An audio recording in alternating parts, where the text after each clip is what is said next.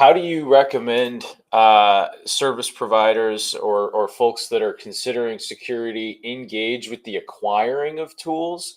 Because in most scenarios, you need tools to be effective, but it can be a distraction. How do you give advice there?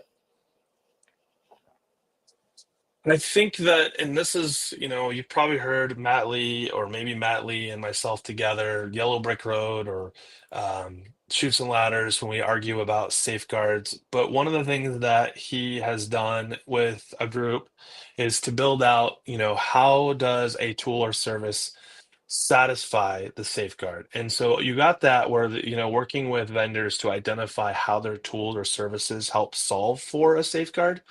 But what's interesting is if you're looking for tools and services to address a safeguard, you probably have already failed if you're focused on, I'm going to go find a tool to solve this, then try to solve and understand the spirit of the safeguard, the what and the why that's being asked of you versus I saw on the internet when I Googled, this safeguard, a tool popped up and I'm like, boom, that's the one I'm going to use, right?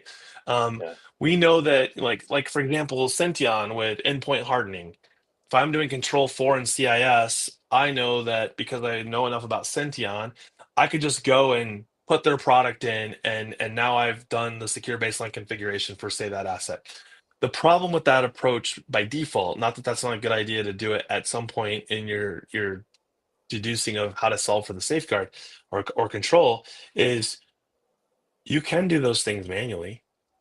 You might even need to look at what is the hardening that needs to be done before you get to the point where maybe it's too much hardening on that system and it no longer allows you to do what your business does. And I think that's where people get in trouble is in that space.